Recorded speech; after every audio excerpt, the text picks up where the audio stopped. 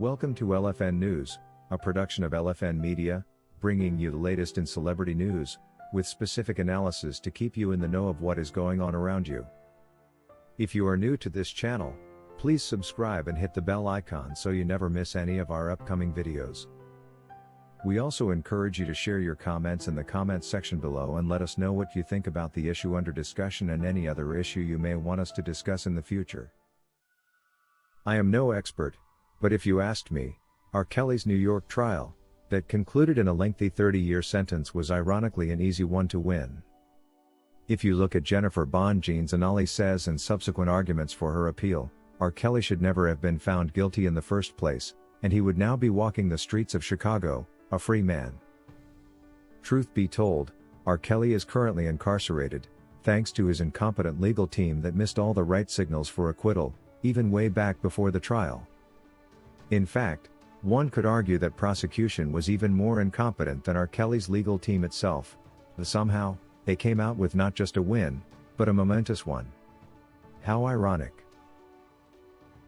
R. Kelly would today be a free man, walking the streets of Chicago as a hero who beat a largely clouded court case, an entire Me Too movement, and a malicious, largely circumstantial documentary series, all in one recorded victory.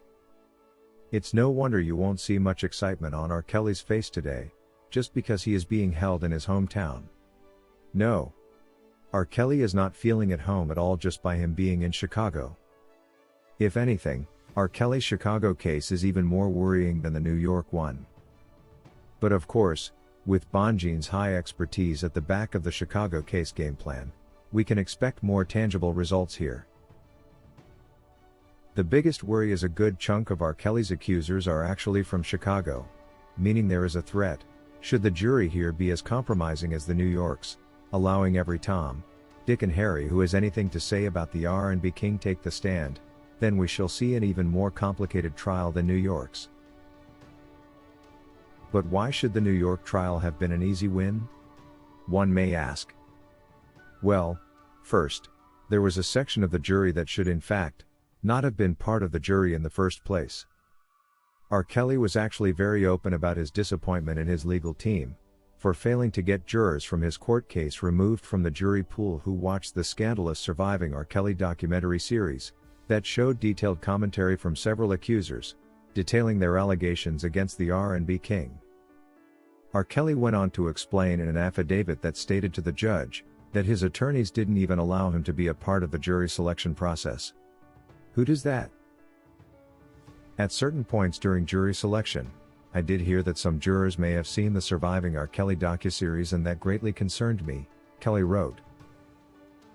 I raised my concerns with my attorneys, but they shooed me off. I was nothing more than a bystander in the entire process. He lamented. There was no strategy involved in choosing the jurors that sat on my jury as far as I could tell. At least there was no trial strategy that involved my input. R. Kelly explained with great disappointment. It's no wonder R. Kelly was quick to fire them and change attorneys later on along the case, but it was evidently already too late as the damage had already been done. In fact, Jennifer was quick to point out the gaps in Kelly's previous legal team as soon as she stepped in. Bonjean claims his client was never given a fair trial because of the release of the Surviving R. Kelly docuseries itself. Because defendant was forced to defend against dozens of uncharged claims, much of it lawful albeit unpalatable for some, defendant was stripped of the presumption of innocence and denied a fair trial, Bonjean explained in a subsequent court memo. But that is not all. Defendant was denied effective assistance of counsel when his attorneys failed to file adequate pretrial objections to the introduction of the mass of overly prejudicial propensity evidence, and routinely failed to lodge timely objections to some of the damning bad act evidence. She added. In short, R. Kelly's legal team portrayed sheer incompetence. Period. Bonjean was quick to file motions for R. Kelly, in a case she felt had been an easy one to get out of, but was seriously mismanaged, asking for Kelly to either be acquitted or for him to be given a new trial, but it might just have been a little too late. Filed in the United States District Court of Eastern District of New York, the notice of motion claimed that Kelly was denied his Sixth Amendment rights, which means the right to a timely public trial, a lawyer, an impartial jury and the knowledge of who is making the accusations.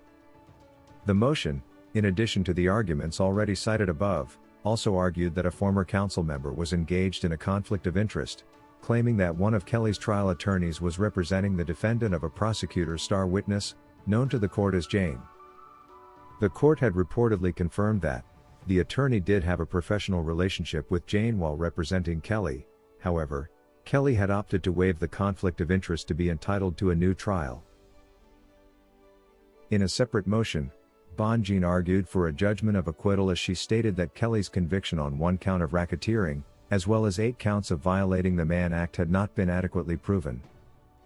Bonjean alleged, and has maintained to this day, that the RICO prosecution was unjustified as it sought to punish Kelly for alleged crimes that could no longer be prosecuted by state and local agencies as opposed to criminal activity of an enterprise. The motion stated, "The government's belated interest in protecting the defendant's alleged accusers does not justify the application of the RICO statute to alleged misconduct of the defendant, even if some of that conduct could have been timely prosecuted by local authorities long ago." In short, government only brought up the RICO prosecution as a scapegoat for the expiration of the statute of limitations on all of the particular counts against him, having been decades old. How could R. Kelly's legal team have missed this in the first place? How incompetent. Now, Bonjean is expected to use the same arguments in the long-anticipated appeal, and maybe, just maybe, this will allow R. Kelly actually feel at home, walking the streets of Chicago a free man and getting the chance to yet again dine at a Chicago McDonald's, and hallucinate about his dear mother. But for now, there is no way he is feeling quite at home, being unjustly locked up in the Chicago's Metropolitan Correctional Center, however close to home it may be. Hopes are very high, however, that the appeal will go R. Kelly's way, and this is equally a reason for R. Kelly's current legal team to put much effort in the Chicago trial, as prosecution will be daring to get him charged guilty and sentenced, as compensation for the anticipated successful appeal in New York. Some analysts even predict that R. Kelly could be going home before Easter. Please let us know in the comment section below, when you think R. Kelly will be going home a free man. That's all we had for you today. Thank you for watching LFN News, a production of LFN Media, giving you another view of issues at hand. To get notified whenever we post a new video, subscribe to this channel now and hit the notification icon. And remember to give us your comment on the subject matter below.